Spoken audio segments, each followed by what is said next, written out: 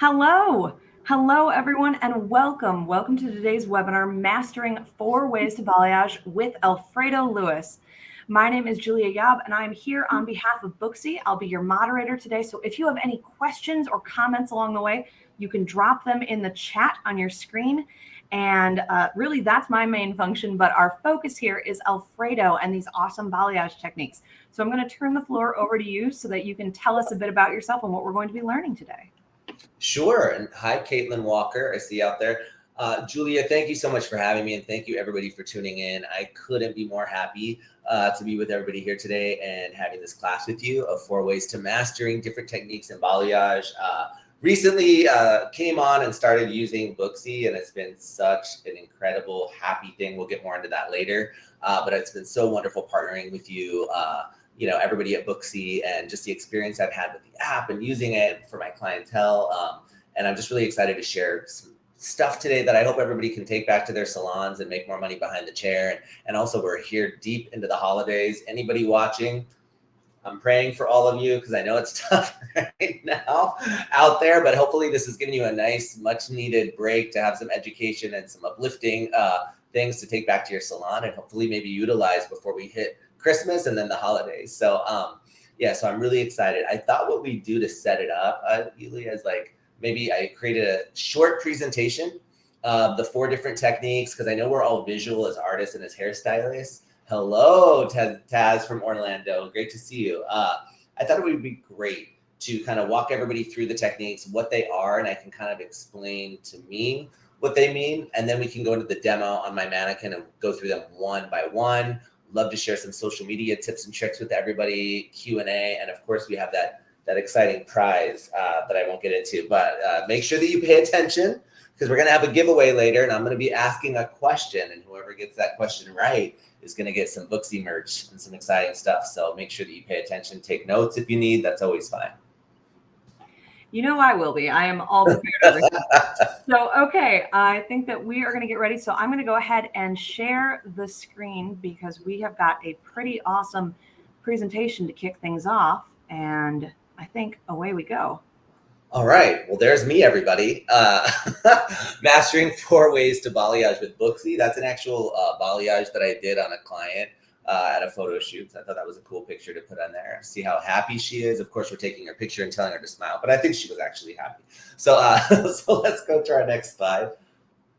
All right, great. So I'm going to be doing 4 different techniques today. And what I want to say before we get started, I loved this visual. This is not my visual. I did not create it, but I saw it and I pulled it from social. Constantly scrolling, getting ideas from social media and different artists, brands, whatever it is, you name it. I follow everyone and really try to see what's out there. I thought this was a great illustration to demonstrate the differences between a 1-point, 2-point, and 3-point balayage. But what I want to say before I get into these techniques, it's a hot topic sometimes out there, especially in social media world. People will call things certain things, and you'll see other people come on and say, "Oh, I created this technique," or I don't know. It's these techniques have been around before my time. Probably I've been in the industry for almost 29 years doing hair, but techniques come and go. The names change. I'm going to share with you the origin of these techniques, when I learned them, how I utilize them, who I think they're best for in my salon. And then also how I came to call them what I do. But by any means, call them what you want. If what I call V balayage or 2-pointed balayage, you call V balayage, that's okay. If you want to come up with your own name for it and put it on your service menu because you think your clients will love it and it's going to make you more money, do it. I'm all for that. But today, this was the names I'm giving it of what I call it. This is exactly what's on my price menu at the salon if you book a service with me that has to do with balayage. So to me, choosing your technique is crucial. I'm going to walk through the first 3, which is 1, 2, and 3-pointed, because I think that's easy to show. And then I'm going to do a 4th technique that's a much different sort of technique that I call air touch. I'll get into more of the reason of why I call it that and some other versions of air touch that are out there that have the same name. But consultation is so key. I think that moment you have with your client in your chair when they first come in, whether it's a new client or maybe somebody that's new to balayage, what is your guest's desired results? So for me, I'm going to show you these techniques that's going to help me determine which one of these, because there's a lot of different ways to paint the hair in free paint. It's not a one size fits all. There's different placement plays a factor, the technique that are going to get you different results. Do they have a picture? Because sometimes what your client thinks they want and they say, and then we see a picture, can be a completely different thing, right? So pictures to me are great. Some hairstylists don't like pictures, some colorists, because they feel it's putting them in a box. I love a picture. I love a good picture. We're visual people. It's a great way to communicate. If you're okay with having your clients bring you pictures, I would suggest that. Realistic expectations is my second part of that thought. Let's talk about expectations. Balayage is a more freehand. It's a more natural look. It's a progressive lightening process. A lot of times, if a client comes in and they have a level 4 dark brown, and they bring me a picture of a beautiful blonde balayage bombshell with like a level 10, highlight on there, I'm gonna let them know that if they want to do balayage, they need to see me in sessions. And I have a realistic expectation. It could take 4 to 5 sessions with me to get them from a level 4 to a level 10. What I can promise them is that every single moment of that process is going to be beautiful. They're going to love their hair, and it can be fun for them to gradually take that journey with me to blonde. If they want maximum impact, transformational results, and they have that dark of a base, foil may be a better option for them. Weaving, with highlight, maybe a foliage, which I'll talk about a little bit later, is a better option because of the insulation. So that's really important. Is balayage right for the result? I just talked about that, right? Maybe you want to do foil because they're really looking for something maximum impact. Hello, Tampa. Hello, Marco. And I talked about session lightening. I love doing session lightening with my clients. And we can play it so many different ways. Do you want to keep going lighter? Sometimes they want to add dimension. Like, you can play with it with balayage. That's what I love about free painting. I'm more of an artist. I think some people are more, I say there's bakers and there's chefs, like in hair color. I probably consider myself more of a chef. I don't always measure. I'm going to just say it, be honest. I'm much more a little of this, a little of that. I like trying things. And the same goes with my session. Sometimes I'll want to add a few low lights in the front. Maybe you want to do a money piece on the third session. You really have a lot of freedom with free painting and balayage, and I love that every service, you can change it up a little bit if you want, depending on where your client is with either their mood or where they are in the process. We can go to the next slide. All right, so the first one I'm going to talk about is these 3, right? How to choose your technique and desired results. French balayage, or one-pointed balayage, as I particularly call it, is much finer placement. If you notice, it's very uniform highlights, less dimension, but you're going to get a lighter overall finish. Now, remember, you're not putting it in foil. It's still going to be gradual. Then we also have cotton is recommended, at least when you're starting out. If you're on here and you're new to balayage, I strongly suggest using plastic or cotton until you get your consistency right. Same goes if you're trying new lighteners. If you're going to try a different lightener or a new lightener when you want to play around with some things, you may not know how it's going to react. You may not know yet how it sits in the hair. Does it swell when it processes? Every lightener is made a little bit differently. So until you really have your grasp on your lightener, maybe you want to use cotton or plastic. It's going to avoid transfer into places that you don't want that lightener to be. 2-pointed V balayage. I thought this was a good descriptor. If you notice, it really shows. These are actually all my pictures from either a hair video I've done or an actual client that I've done. So these are my clients. So it's a V is going to have more dimension. I think you can see there in the V placement, bringing those 2 points of the V together, you've got that dimension in the crown and mids in your zone 1 and 2 for that added dimensional. Brick lay placement. What I mean by that, you'll see when I demo, but wherever my 2 points are in a section, in the next section, those points will be in the center of where the V is. So that's what I mean when I say brick lay. Cotton, plastic, or mesh is great if you're new. If you see here, I don't have it. It's because I've been using the same lightener for my free painting for quite a long time. I know my consistency. I've been doing this for a long time. So I've gotten to a point that for some clients, I feel comfortable that I don't need it. It's really a case by case. You can do with heat for more impact on all of these. I'm going to be real with you. Manufacturers will tell you not to do heat legally. I work for a large company. But in real life, I want to be real when I educate. I do use halos. I love the halo. The lights, the magic lights are great for maximum impact. When I do that, though, I will at least cover the top layer with plastic for protection for the heat. Three-pointed balayage. If you notice here, it's a 3-point. I was trying to find a picture where you can see the whole thing. Most of my clients have either short hair or longer hair for this. It's a 3-pointed V, more for short hair or multi-dimensional or oil slick. When I mean oil slick, sometimes I love doing like what I call balayage or overlay, like with fashion colors. Like, remember the pink, the Julia Roberts, like the pink peach hue. That client, I would love to do a 3-pointed balayage technique on. It's really great for those sort of like topical colors, more fun, fashion, has a more fashion look to it. And it's a free point. I usually do open air for those, but you can do heat if you want to. I prefer open air because it's definitely much more of a natural sort of topic. When I say oil slick, I mean it's almost like a coating of color, much softer look than a blonde. And go to our next slide.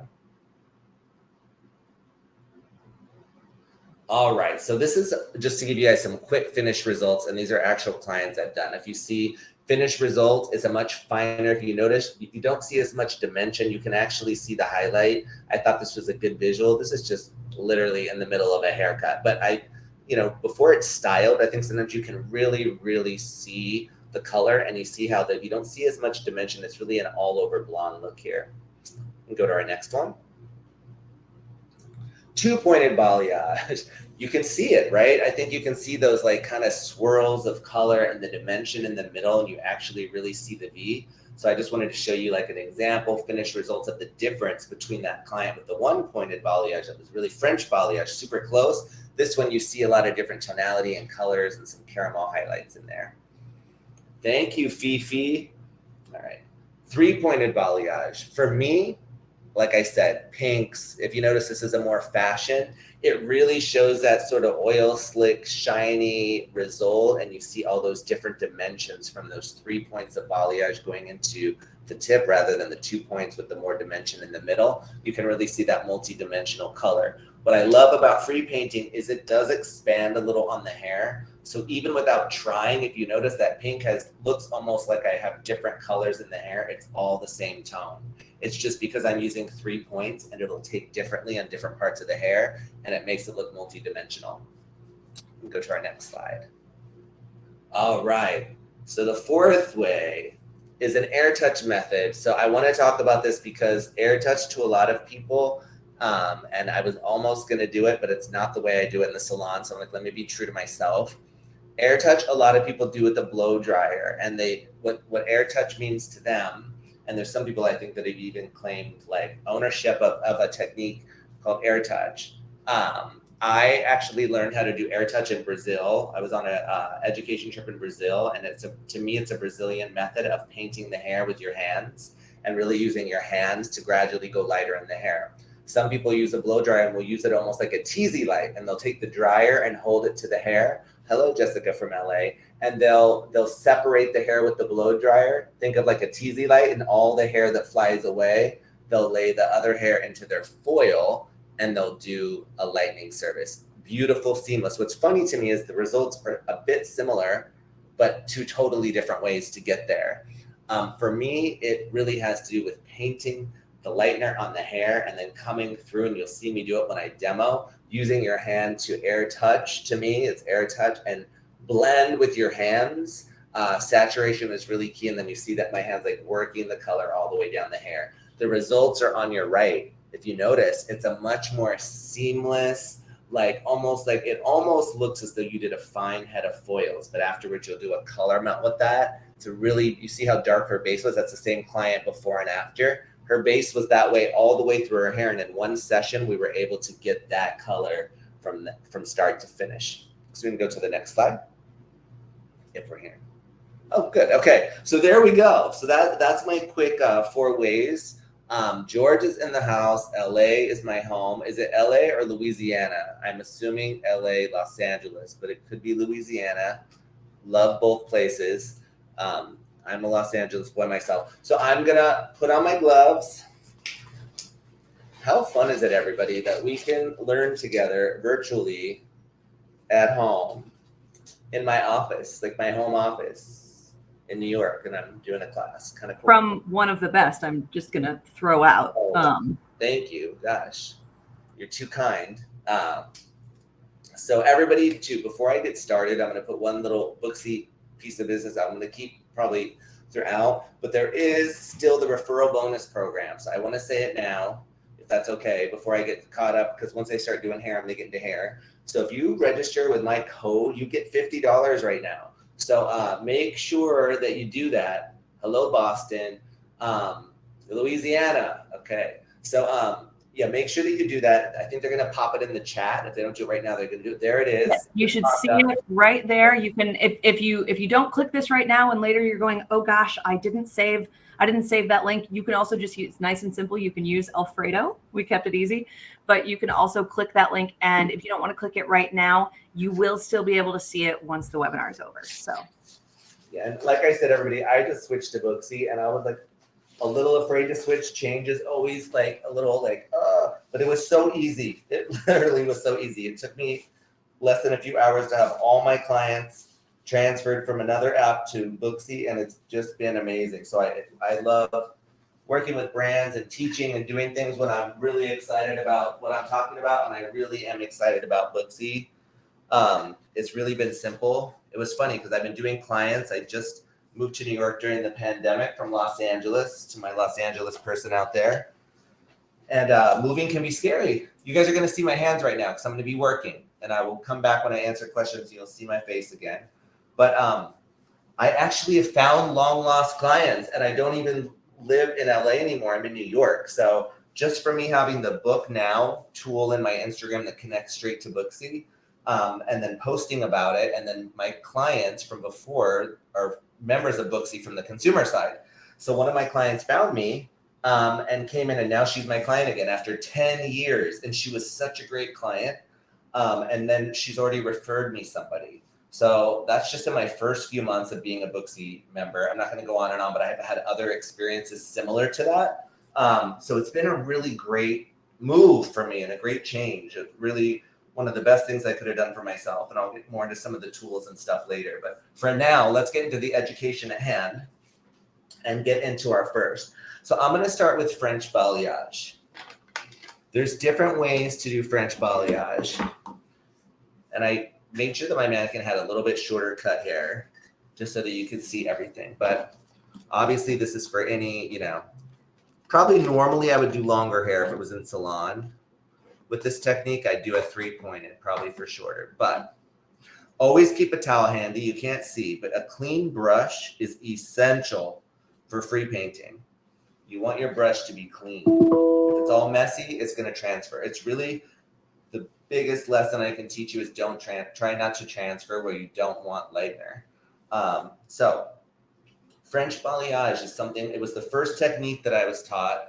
I started my career in a French salon in Beverly Hills, and they were all French. I was like one of the only English Americans in the salon, good and bad. That was good and bad for me. It ended up being good. I did well there, but they all spoke French. I didn't know. They're probably making fun of me the whole time, but I learned how to French balayage from them. Balayage is actually a French word that means to paint, comes from France. So they take a lot of pride in the fact of being the creators of balayage. But it's really a very light, gentle, and what we used to do back then, which I'm going to show you now, is we would use our comb as a board. So I'm going to do that today. I actually don't do that as much today, but it really helped me when I was first starting. So I thought I'd do it today for you all. So if you notice, it's a very fine, thinner balayage, and then you'll go very close together and take your next section. So it's pretty simple, but the results are beautiful like you saw. It's really for that all over client that really wants to go blonder. So we have a question as you're going. So Taylor is wondering, do you use shadow root a lot with balayages, or do you prefer not to? So when I first started doing balayage back in the day, it was all about blonder, height, getting that blonde as close to the scalp as possible. I actually used to use a comb sometimes and go into the root. And then I would do what I call a base break, which is actually then lifting the base. Now, what's more on trend is dimension and dropping it down and doing a shadow root after. So in today's world, yes, I do more shadow roots than I used to do. I do feel that there are people starting to change. We know trends come and go. I am starting to see some people wanting to go back to that all over blonde look. But I think more than not, you're absolutely right, Taylor, that people are wanting to have that drop. So this will get you an all over lighter blonde. As you see, they're much closer together. And they're much more uniform highlights. And I'll still bricklay. I'll come in and do the opposite side. But then afterwards, when I do my toner or my color melt, I'll usually do a darker shadow root or a darker base in my toner. I'm a big color melt fan. I love color melting to get my dimensional. So I'll usually mix different formulations. So I'll do like sometimes 3 formulas actually for me. I know a color melt is usually 2, and you meet in the middle to create a 3rd color. I'll actually use 3 colors in my melts. So I'll do a darker base, like let's say I'm at a level 10, maybe I'll drop it down with like a 6 at the base in your zone 1, just to drop it down, and then do something more in the 8s, in the mids, and a 10 on the ends to get that like multi-dimensional drop from base to ends. I hope that answered your question. I see a thank you in the chat, so I think it did. Great. So here's my French balayage. It's really simple. The comb is a great tool to use. You can do plastic. I have plastic here, but for the sake of today, so you can really see my placement. If you notice, I know my consistency, so it's really not transferring. But this is like an easy, like this is how I started balayage. And I think that if you're new to painting, it's probably a good one to try for the first time. So if you see, my first line is here, so then I'm going to go here. So I do a lot of bricklay with my placement. It's a really easy way to make sure you have even placement. And that way, in the end, I can tell you a horror story. Do you want to hear a balayage horror story? I think I speak for all of us when I say yes. When I was an assistant and I did my very first balayage, I was watching all these amazing French artists do balayage, and my boss at the time was like, oh, you can do a model. So he said Saturday, which was such a bad move because it got really busy and he needed me to do shampoos. And I'm in the middle of doing my first model. I was so nervous. And then he's like, oh, I need you to do Carolyn's hair. And oh, put this base color on. And oh, I need you to shampoo and put this conditioner on for 20 minutes. And I was just like running around. I did so many highlights because I was so nervous, so close together. I wasn't using a towel to clean my brush. So my brush was all covered in lightener all over. So basically when I rinsed my client out, she was probably like a yellow level 8, 9 all over her head with like cheetah spots of like dark spots all over her head. And she was at the bowl and I almost died. It was like a color correction gone bad. But somebody else in the salon came over, pulled me into the back room and said, I'm going to tell you how to fix this. The client will never know. They had me do a base break, which is like taking a color to neutralize. I did 10 volume, put it at the base for 5 minutes, let it kind of smudge and bump that base up a level, let it run through the ends of the shampoo bowl, rinsed her. Was it the most beautiful color? No, but she had no idea that she had like the cheetah spots, and she loved it. You know, she thought it was amazing. I knew I could have done better, but yeah, it was definitely a scary moment. So don't be afraid to make mistakes. I learned a lot from that moment, and I kind of carry it with me to this day. That base break thing is always a lifesaver. So this is French balayage. I think you guys get the point, right? It's pretty uniform. It's a simple way to balayage. I'm going to go into this next section here, and we're going to go into two-pointed. This is the technique that I use the most today. And I think it goes into what Taylor said about the dimension. To me, if I want more dimension, I want the V. The V is my favorite, the two-pointed V. And it's just, I love the results. If you guys follow me on Instagram, if you notice, most of my videos are doing the V. So it's just really what's on trend right now. And it helps me a lot with my job, like do my job for me. It's all about working smarter, not harder, I feel. So When you're doing a V, you paint here, and it's really like drawing, right? Clean lines. Do you see how clean my lines are?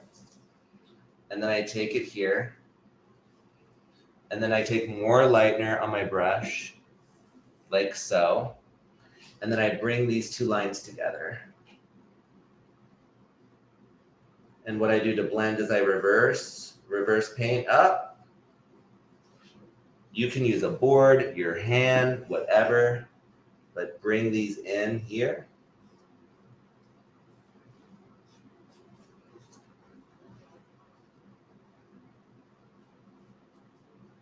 Saturation is super important with these techniques in there. So you see that you have your V technique there, and then you have your dimension there. So I'm gonna clean my brush again. I really keep a wet towel handy, and I clean my brush in between every single one. So we have a couple new questions. Would you like to do questions for a moment while you're? I love questions. So Lexi is wondering, it's multi-part. So which clay lightener is your favorite? What is your go-to consistency? And when you clean your brush, are you getting all the product off completely? Those are all really great questions, and I feel like they all go together, so I totally get it. Okay, so lightener. I said I wasn't going to plug lighteners unless I got asked, because I really want to be here and just teach, but I'll tell you what I use. I mean, for those of you that don't know, I'm head of education for Matrix. So like it's somewhat, but it is truly my favorite lightener. They have a clay additive right now, and I wish I could tell you about the future. There's some exciting things coming in the future. But they have Lightmaster. It's pre-bonded now, so it protects the inner hair structure, but then they have a clay additive. So you actually add the clay in, and that's what I do with that particular lightener. But I do want to be transparent today. Like, use your favorite lightener. I know, like, we all have our favorites. I was loving this lightener before I worked for them. So it's one of the reasons I wanted to work with them, is because I love their products. But it's like Cool Whip. Do you guys know what Cool Whip is? Some people don't know what Cool Whip is, but do you see that? It's like creamy, yummy, delicious. Like, I don't want it to dry out, and I find that their clay additive doesn't dry out. It's got this kaolin clay in there that keeps the hair, doesn't dry, and when the hair dries with lightener, it stops lightening, we know. So I want a lightener that's going to stay wet. It's going to keep processing as long as possible. And I find that some lighteners tend to get flaky, dry out. This is just, hopefully you guys can see, yeah. That's that consistency. Like, it's not going to drop too much. See that? It's like just enough. That's what it's going to do on the hair. It kind of encapsulates the hair. So there was that question, consistency. What lightener I use, I just told you. And then there was another one. Oh, the brush. I clean as much off as I can, but it's about the bristles. But if you guys notice, there's still some lightener on there. But it's not like dripping. I mean, it's impossible. I'm going to clean it off as much as I can, but just enough that I could have I call this like my pen, right? See that? And that's the consistency. It's not dripping. It's not falling off. That's what works for me. Some people love to have it a more runny consistency. Then you're going to want to use cotton for sure, or like mesh, or, plastic, something to protect, or else you're going to have transfer. Did that answer her question? I hope so. I think so. Definitely shout out if you have a follow-up there. And then the next question that we had, so I'll preface this with the fact that you told us that you take the bricklaying approach, but the question that we have is, do you leave a small section out between your balayage sections? It depends on if I want more dimension. So if I want to have more dimension in the hair, yes, I'll leave one full section out. Or like I said, I talked about the chef and the baker. Sometimes like I'll throw a foil in between and put a dark dimensional shade of a toner in the hair and paint that on and do slices and then balayage the next section. Sometimes I'll alternate my painting. I could have done, my lightener here, and then here painted a dark piece, here painted a dark piece. Then then you're going to see mesh. If you guys ever watch my videos and you notice that I'm using mesh or I'm using something to separate, it's because I'm using different formulations throughout the hair and I don't want transfer. If I'm only lightening just because I have my consistency and my placement down, If you notice, you don't see hair dripping. You don't see any spots on the hair. It's really on there. It's on the hair. So hopefully I'm answering everyone's questions, but don't be afraid to ask follow-up questions if you don't know or if I'm not being clear. So that question had been from Keisha. That was a great question. Lexi, in answer to the question before, said she's a cosmetology student in Ohio, and that was lovely. Thank you. You do a wonderful job explaining, and I will echo that as well. This is great. Thank you. Hello to Ohio. Well, now we're going to get into three-pointed balayage. And then we'll get into air touch, which is a little bit, that's a great one for last because it can get a little messy on the hands. That one you really need a towel, but you'll see later. So 3-point, I'm doing that up here because here's the top layer and it's a little bit shorter.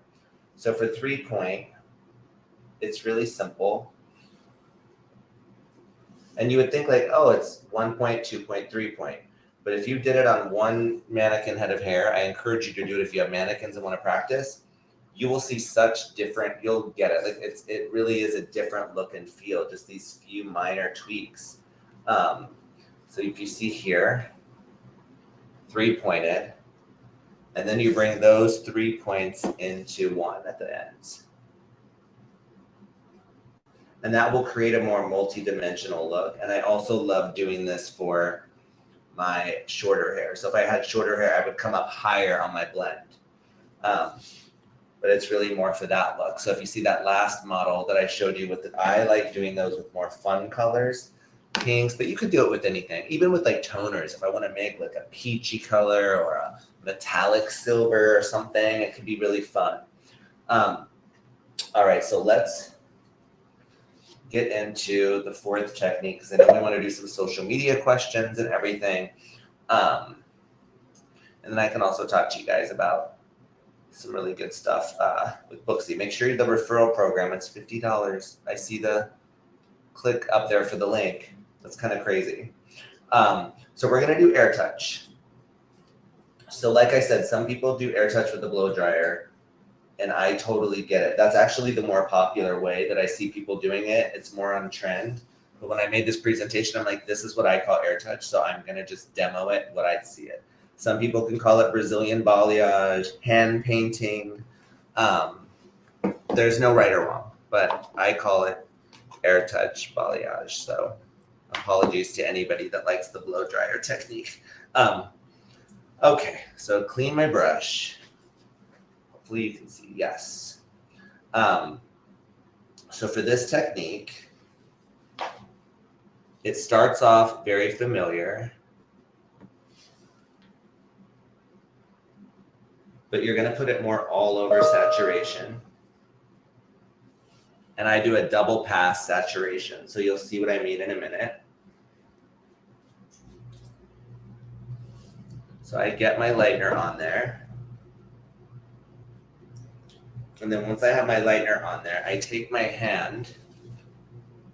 Do you see what I'm doing? And I actually use my hand to blend it into the hair.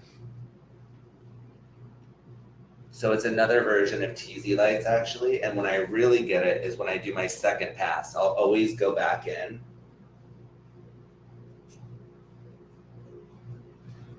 Because saturation is super key here.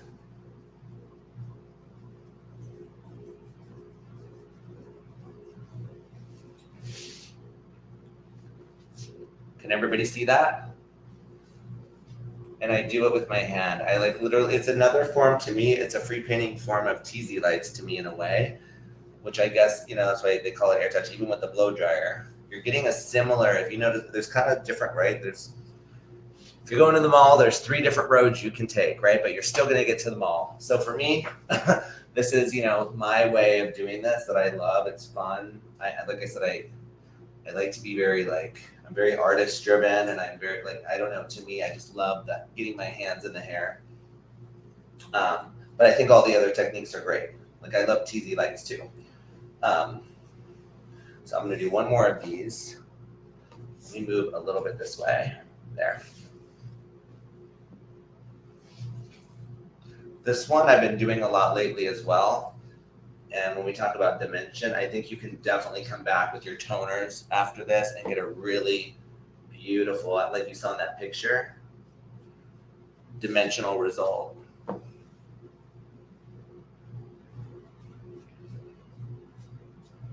So as you're talking about dimension, we actually have a question from Taylor. Taylor says, does less is more apply when it comes to more dimension? I see some people balayage the top of the head versus all over the head. Ask me that one more time, just so Yeah. Yep. So Taylor says, does less is more apply when it comes to having more dimension? Taylor's example is, I see some people balayage just the top of the head versus all over the head. So I think that they're talking about placement. You see here, there's that. Mm-hmm. And I rarely do a full head. So I agree, for me personally, for dimension, I agree that less is more. Most of the time, outside of this demo, when I'm doing a client, I do partials 99% of the time. I'm going to bring my office chair in and talk for a second, but then I'm going to show you one more thing. I really do half heads most of the time, because I find that there's more dimension. And what I'll do is I'll have my client flip over and I'll do the underneath. I'll free paint the underneath. That way when she or he, their hair up, or they wear their hair up, they've got all those beautiful different dimension lighter pieces. Then what I'll do is I'll come up and I'll do from arch of the eyebrow over rectangle, and I'll leave all of this out except for this. So the face frame, I'll do the whole thing. But everything in here, to your point, I leave dark. And if it's messy or has different colors, I'll even tone it while it's processing to give some dimension in there. And then I'll concentrate my lightness. And I do agree with you that a lot of times in that respect, less is more. But when it comes to your lightener application on the pieces you want lightener, more is more, in my opinion, without transfer. Saturation is key. Make sure you're saturating evenly. Make sure you're saturating thoroughly without transfer, though. So that it gets tricky, I know. But yeah, I would definitely say less is more for dimension as far as like highlighting the whole hair, because the more you highlight everywhere, it's just going to start to become an all over blonde. That's why you see people needing low lights a lot. Not that that's bad. We want our clients to come in and make money. I'm all for a good low light session too, but clients really do like to see that dimension. So you're going to be set up better if you don't do the whole head and you do a partial, for sure. So I'm going to show you one more thing before we get into some more questions. And I'll talk to you guys about some cool stuff. I'm going to go back to the two-pointed for 1 second. So impact, dimension. Let's say you have a client that comes in and she's like, I want balayage, but I want to go really blonde today. Alfredo, I know you told me session. I know you told me that I need to come in 4 times. Can we do it in 2? Can we do it in 3? Like, I want to go as light as I can today. You can do this. It's foliage. Wasn't on my list, but I'm going to talk about it anyway. To me, foliage, the way I do it, is 2-pointed balayage in a foil is what I call foliage. So paint your V. I'll turn so you can see in a minute. I also don't have my rat tail comb. So just so you know, in real life, I would have a rat tail comb in the salon. But paint your V on your foil, just like a 2-pointed balayage, and then come in and paint, and then insulate. So insulation is obviously going to be key. So there's like, if you want to have like a really multi-dimensional foliage, and you really want a lot of pop, doing it here in this foil and having your V and foil,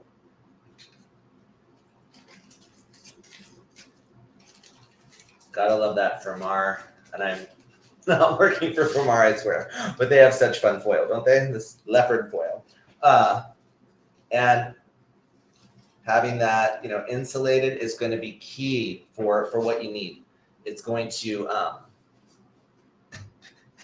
insulate. You're going to probably get 3 to 4 shades lighter because it's insulated in that foil. So for those clients that do want balayage, you're gonna have to use foil on them. It's either a weave or foliage. It's one of my favorite things. I love foliage. You can do it as teasy lights, which is when you tease the hair V, do T's and V's, or you can just do V's if you want a more natural impact. That's going to give you maximum impact because of the insulation, the balayage technique, but the foil is going to be key for that. How much pressure do you use? Tension is super key. I'm holding the hair really tight and I'm using as much pressure as I can without damaging the structure or bend in the hair, because I want the hair to be straight. So not so much that I'm forcing the hair down, but like as long as I keep my tension, if you notice, it's really about holding it here and working my hand into the hair. Yeah, so does those are the 4 techniques of foliage. Foliage, actually 5 techniques, I guess. Air touch, 3-pointed, 2-pointed V balayage, and French balayage. Before I get into some other stuff, does anybody have any questions about any of the techniques? And So I hope you could see everything really well. I thought it looked great. So, so we have 2 more questions that I've seen so far in the chat. Let's see. Natalie said, what volume of developer are you using? How would you work with someone who is salt and pepper? And she adds, new to the technique, so I have all the questions. So salt and pepper is such a hot topic right now. So thank you. What was her name? Oh, that was Natalie. Natalie, thank you for your question. Such a hot topic right now. Is seeing so many people embracing their grays. But what I always say is just because you want to embrace your grays or be silver does not mean that you stop coloring your hair. There's a lot of maintenance. We know grays can get yellowy, they can look dingy. So all those beautiful pictures you see of Instagram with those beautiful pearly silvers that pop, there is color work, and it's a lot of work. It is a very niche tone. Like you have to be a chemist. There's a lot that goes to it. I do those services. To me, it's about, especially if they're growing out and they're grombre and they want to embrace their silvers, you need to really have a good eye and go in, and it's like kind of matching what you're seeing. Like if there's 60% gray, going in and weaving out the dark pieces of the pepper and putting a toner in there that's going to like accentuate that and maybe actually enhance those pieces. And then you need to go into those lighter white pieces. The good thing about hair that's not as pigmented, it's easier to lighten. So you can go in and weave out those and then paint your lightener. I think that foils are really great. Actually, when it comes to these techniques, I probably go with foils 80% of the time when it comes to the gray silvers. But once they're there, I'll go back into the free painting balayage because it's easier to maintain. I can do some pops around the face frames, put some really beautiful silver tones and silver toners on them to make it pop. So yes, the angle of the degree of the hair affect the lightener coverage. Absolutely. Placement is so key. The angle, degree of the hair that you take is going to make a huge difference of what it looks like. All of those things are going to, of course, Taylor. Absolutely. Yeah. So those things are all going to be super, super important when you're doing these techniques. Okay. A couple more. Marcelina says, which hair texture, and I'm going to add, if any, which hair texture would you not recommend using this technique on? I would use this on all patterns and textures of hair, fine, medium, or coarse, and patterns from straight, wavy, curly, and coils. To me, what changes is maybe the way you do it. So a lot of times on my type 4, I don't know how you speak, everybody speaks about pattern a little differently. When I speak about type 4 curl pattern, I'm talking about the more zigzag coils, beautiful coils, are curly girls. A lot of times I'll use my hands, like literally use my hands and paint on each curl. Like I said, I like to get in the hair and see. So when I have curls fall differently. There's actually sometimes more than one curl pattern on the same head of hair. People don't always think about that. So I'll really go in and strategically place my light pieces. And I love balayage for curls and coils because I think I have more freedom. I can see it. I can really see what's happening to the hair. I can watch it. Foil, it depends, it just depends. If they have darker bases and they want to get lighter, once again, the same rule of thumb applies. But to me, it's more about the way. Finer hair, I'm not going to use my hands or fingers as much because I'm afraid of transfer. Does that make sense? So on those hairs, I'm going to really want to use a feather brush. And so it's really more about the tools And it's more about the technique that I use of painting rather than saying it's not right for all patterns and textures. It is right. It's more about how I approach it that changes. Got it. Oh, volume of developer. That was a big one. So volume of developer, I used to think when I was younger that I had to use the strongest developer. In fact, we used to even use 130 volume additive developer back in the day and add it into 40 volume to give it kick. I'm just being super honest. I learned I would never do that now. I'm so different now. Like I changed so much, but when I was younger, that's just how I was taught. The people around me, that's what they were doing. And at the time it was a thing. Now we're like, what? It's really sometimes slow and steady wins the race with this. If you really need to break through underlying pigment, if there's previously colored hair, if you're trying to break through an underlying pigment that's artificial, meaning like they've been coloring their hair for years and they want to start going lighter, you're going to have to use probably 30, sometimes possibly 40 volume. Watch the hair though. Make sure the integrity of the hair is intact. Make sure your lightener's pre-bonded. Yes, I love what I'm using, but you just use a bonder, use something. Like I'm not going to tell you what to use. I really won't, but make sure, to me, I'm a big proponent of bonder. I love that Lightmaster's pre-bonded because it's in there, but if you're using a lightener that doesn't, get your favorite bonder, use it. That's very important. That was a game changer, right? When that all started, when that came out, I think in the industry, that was a big moment. So utilize it because it just keeps that category keeps growing, right? But I'll try to use 20, 30 most of the time. And I'm talking on average for my level 5 to 8 clients, it's usually what I stay in is between 20 and 30. It's rare that I ever use 40 volume developer. Did that answer? I think so. If tracked on my end, yes, we see a thank you. Perfect. I think our last question at the moment, and I know that you guys will have more, and that's okay. I think the last one to have us up to date is one more from Taylor. Favorite type of brushes to paint with? Wondering because Taylor says, I use mainly the paintbrush looking ones from Fremar. From where? From Fremar. Those are my favorite, the Power Painter. So I agree. I wasn't using that today just because I didn't have it here. It's at the salon and I just didn't grab it. But I love a good paintbrush. I used to use a chip brush back in the day. And then when they came out with that Power Painter, it was like game changing. I have it in pink and black and glitter and yellow, every color.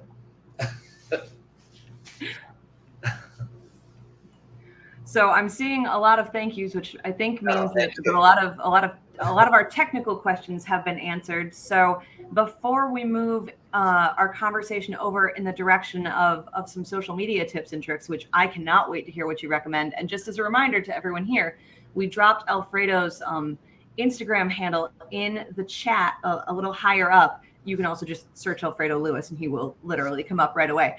But definitely, if you're not following him yet, make sure that you do so. Also, of course, we'd love to have you follow the Booksie Biz page as well. That link is in there as well. And then you can see all of our upcoming Booksie education webinars. This is our last webinar for 2021, but do stay tuned because we will have a brand new series of Booksie education webinars starting in 2022.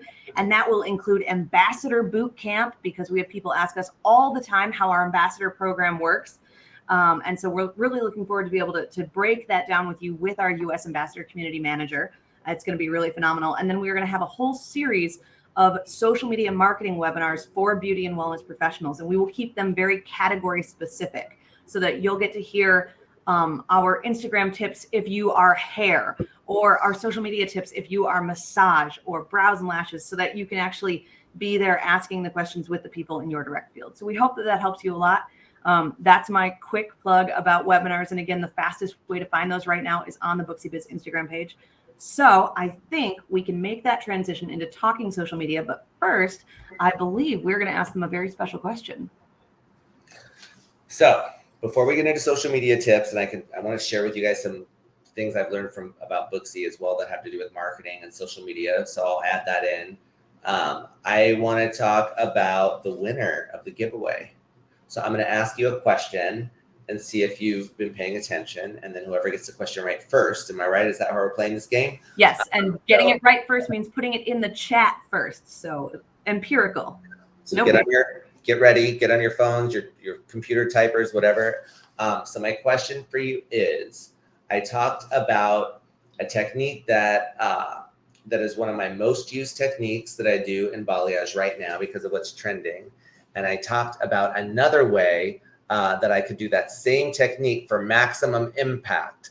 What is the name of that technique and what does it entail? So it just can be like 2 sentences.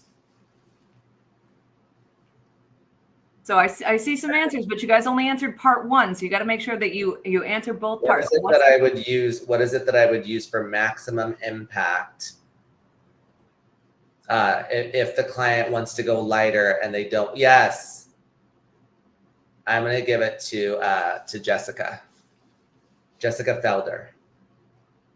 Yep, because she dropped part 1 and then she dropped part 2. I see it.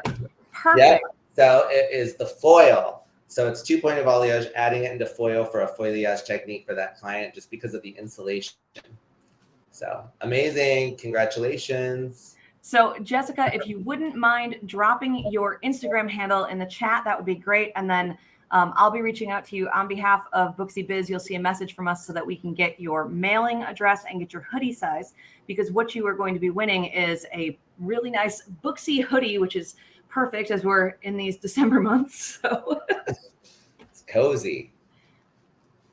All right. So while Jessica drops that in the chat, that was great. You guys were clearly all paying attention. Those answers came in hard and fast. That was incredibly impressive.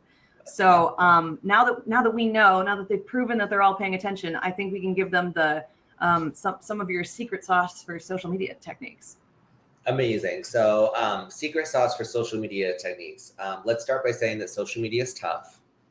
Even I say that, especially lately. Algorithm is all over the place.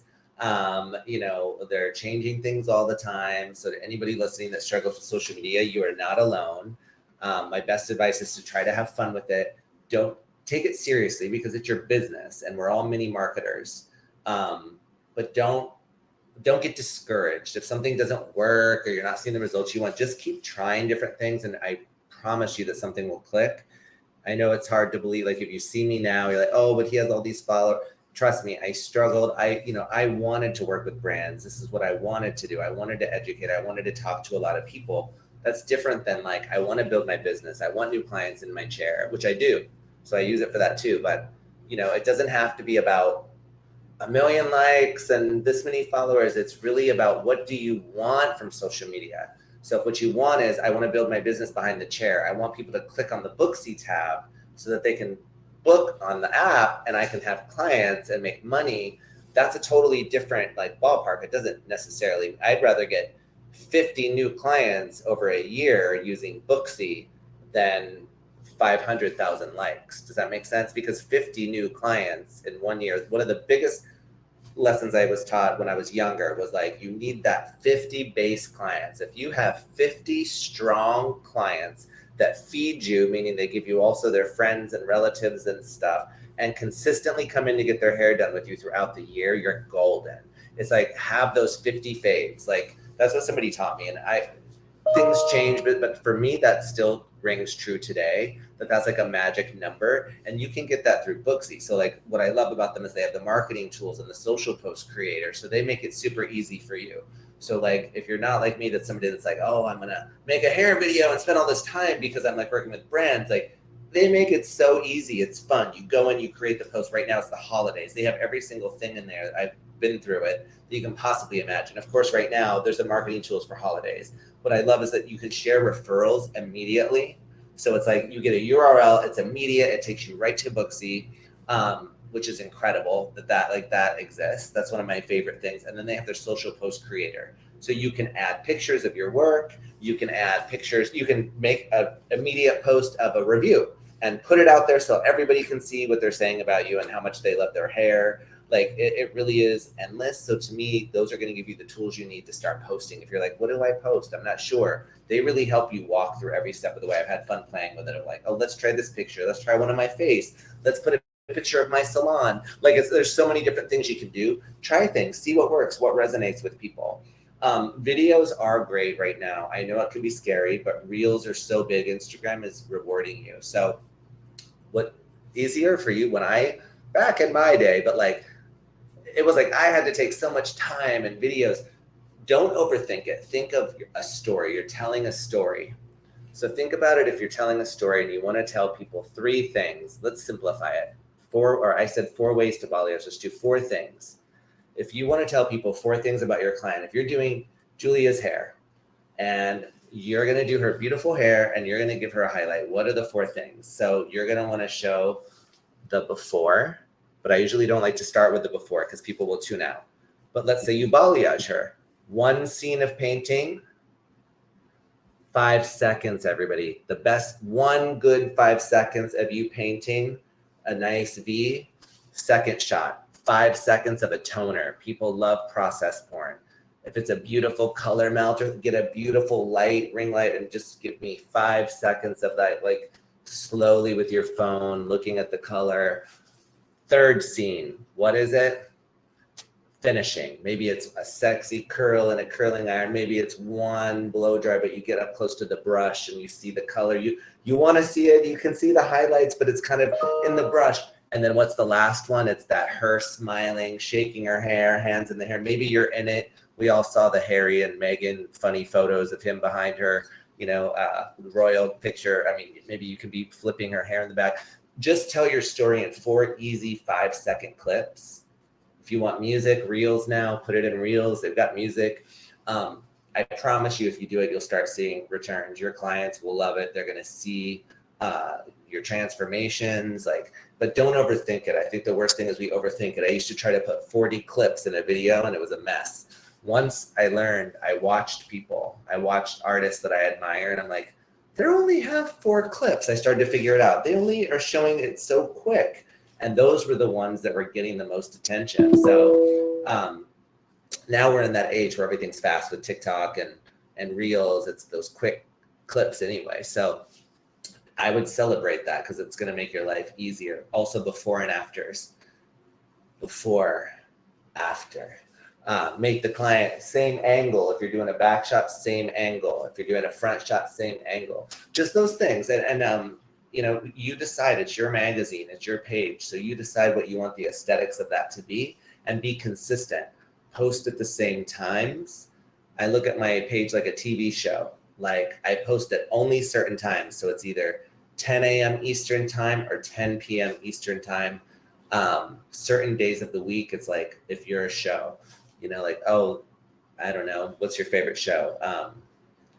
I would say I'm just like that, but I'm like still upset if you haven't watched it. Like I'm still upset by it. But Sex and the City, whatever it is, it's going to come on at this time every week at the same time.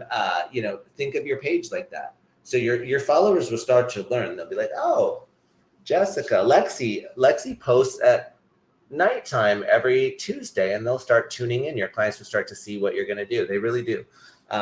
So that consistency is key. Don't overthink it and have fun. I knew I had limited time, so I was like, let's get as much out. And also use the Booksy marketing tools. If you haven't checked it out, you can get your referral sale for the $50 right now by using the code. So if you're new, but if you're already using it, sometimes I think we don't explore enough and see everything that there is to offer inside the app. Go in and check it out. It's super easy to find. Marketing tools, click on it, and they make it simple. It's like they literally walk you through every single thing you could possibly need to make it happen, and it instantly posts. So check it out if you haven't, because I was really impressed with it. I'm going to drop one. So I just dropped that referral code link in the chat again, so you can all see it there. I dropped one more link as well, because whether you're a current Booksy user or if you are considering using Booksy, we have these great ongoing webinars. They're not in this exact education series where we're focusing on techniques and tips of the trade. They're focused on the app itself. And the one that I would recommend to you right now is Intro to Booksie Pro. And that's going to be great for you, whether you are a legacy Booksy user, you've been using us for years, or whether you're brand new, because it's going to take you through there's a lot going on in the app, especially since the upgrade that we've done recently. So if you're going, I always use it for this, but, I have no idea what's there other than booking. I have no idea what's there other than this. They're a really great regular option with some with just some of our most talented folks at Booksy leading the way and just at the helm. And they'll take your questions, but they'll also take you through what's going on in the app and the things that you might not know are there that are really just big ticket things that'll make a difference. And just like Alfredo said, if you have not checked out the Booksy Post Creator, oh my gosh, please do. Even if you're not ready to use your own photos yet, if you're in there and you're like, my main category is hairstylists, you'll see the fun photos, but you'll also see all of the photos in there that are tagged as free use hair photos. So you might see great photos of somebody at a wash bowl, and maybe you don't have one of those yet, but you want to emphasize that because you got a review that specifically called you out for having magic hands when you wash people's hair. Like, you will see those options in there, and you will see the copy that's in there, and you can use it, you can tweak it, you can write your own completely. Our goal is to help you market yourselves and really let you look as professional as possible without having to go to a design firm for it. So I'm so glad that you shouted out that tool, because it's one of my favorites too. I'm in the social media realm. It's like to die for. Yeah, I love it too. It was one of the fun, like when I was exploring the app, it was like one of my fun discoveries. Yeah. So, okay. Is there anything else that you would like to leave them with before we wrap this up? Just to thank everybody for their time. I know that it's a Monday and it's like our hairdresser's day off, and you guys are probably trying to recover. Some of you are probably working today, because I know how you are. You don't take time off for you because you want to make sure you do every single client. And I get it, because I'm the same way. But just thank you for taking time out of your busy schedules to spend it with myself and Julia and Booksy. I love doing things like this. So it's a joy for me, as crazy and busy. This is fun for me. So like, I was really looking forward to it. I hope that you learned something. I hope that you learned something new. That was my goal. So yeah, and you can always reach out to me on my social. If you have other questions that you think of later, I will really do my best to respond to everybody. So yeah, he really is just remarkably responsive. So on behalf of the Booksy team, I just want to say thank you so much, Alfredo Lewis. This was wonderful. It was so informative. Thank you so much to everyone being here, because it really, our main focus with these webinars is to just kind of lift all of us that are in any way in the beauty community up together, so that we all grow our skills and we all grow together and we all see our businesses grow as we go. So if you're going, oh my gosh, this was amazing, I've already, forgotten half of it, I've got to remember, don't worry. This webinar, as well as the majority of our Booksy education webinars, you can actually find online. You can find on the Booksy YouTube page. So give it a day or two and you'll be able to find this webinar there. You can also find past webinars there with focuses like taking care of your natural hair with Kim Kimball. We have great nail webinars with people like Spiffster. We have a lot of phenomenal content there. And we keep it up evergreen because it matters to us that education exists. So thank you again for being here and giving us this opportunity to have this amazing balayage-focused webinar, Alfredo. This was really, really great. Thank you. It was really a pleasure to be here. So I hope to do more. And thank you, everybody, for joining. Have a happy holidays and happy clients. It's almost over. We almost did it. Almost time for a little rest. Yes, we're nearly there. And once you've hit January and you're all ready to rest, make sure that you're keeping an eye on Booksy Biz for some of those great social media focused marketing webinars that we'll have in 2022. Thank you all so much. Bye.